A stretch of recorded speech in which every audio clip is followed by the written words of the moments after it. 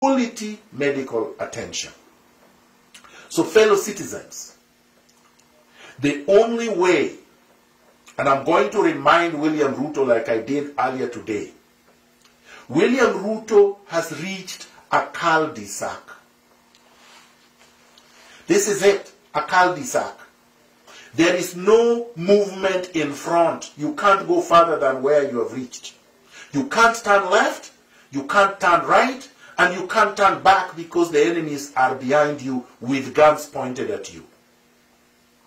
This is what Jaramogi Oginga Odinga faced in 1966 at the Limuru Conference, when Kenyatta, with a wily Tom Mboya, created 8 vice presidents for every province in order to limit Jaramogi's reach and power and prevent him from succeeding Kenyatta.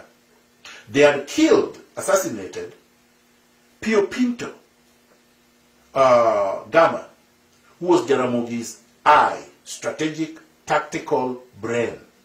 They knew Jaramogi was blind now because Pio was gone. Mboya was smarter than Jaramogi, tactically, strategically, intellectually.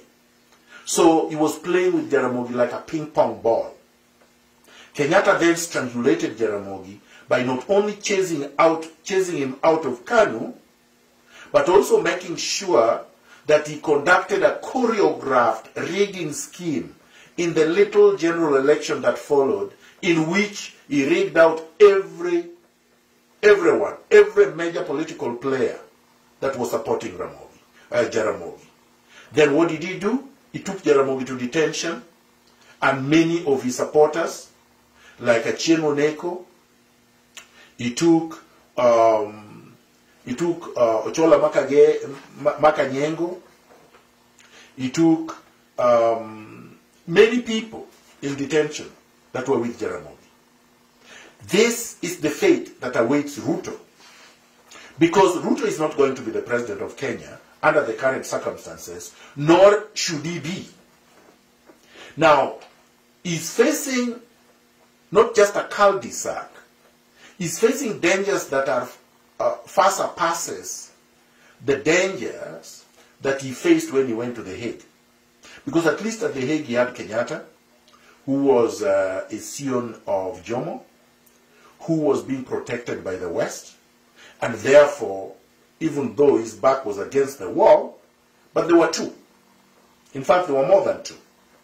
But there were two in the sense that he had a Kenyatta. Right now, William Ruto is alone. And the ICC cases were terminated. He was not acquitted. Which means Uhuru with Raila can reactivate the cases by supplying the ICC with evidence that he had suppressed in order to save himself then. But now he can use to satisfy the West by fixing Ruto. So this is the only salvation for William Ruto. Commit class suicide. I know many will not like this, but Fanon, my revolutionary teacher, recommended it, and I agree with him. This is the same thing Fidel Castro did with Che Guevara, Ernesto Che Guevara. Ernesto Che Guevara was the son of a physician, a rich man, compared to other members of his class. He committed class suicide and joined Castro in Mexico, or Mexico for people who speak Spanish, before they went to the Bay of Pigs and took power from Batista.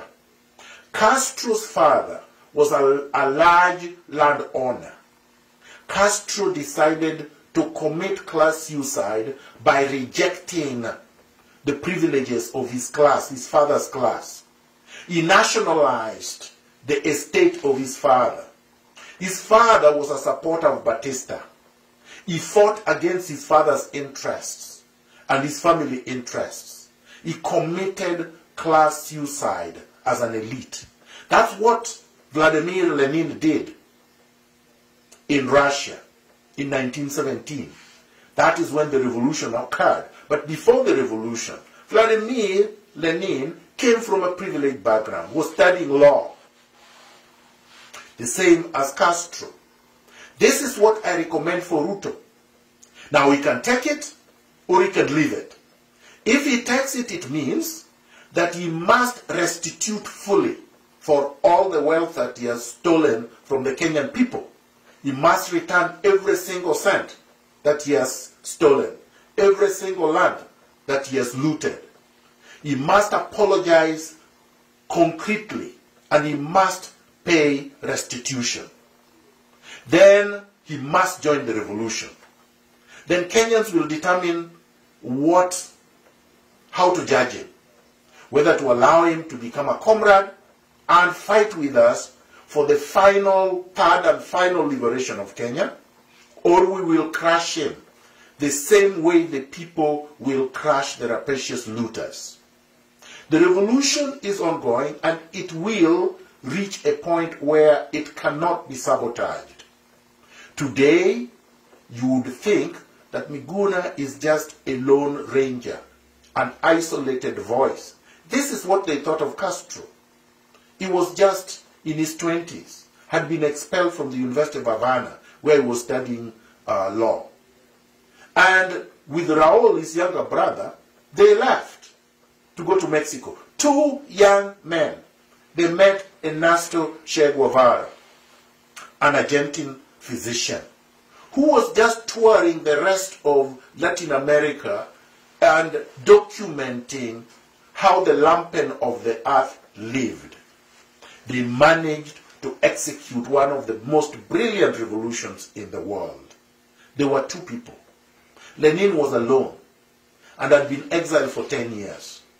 So don't let anyone tell you that exile, the distance, will destroy the revolutionary fervor. It will not. Now, to Raila and Uhuru, you have chosen sides. You are on the side of the monopoly capital of the West. You are on the side of exploitation of the people. You are on the side of extrajudicial killings. You are on the side of assassinations. You are on the side of land grabbing.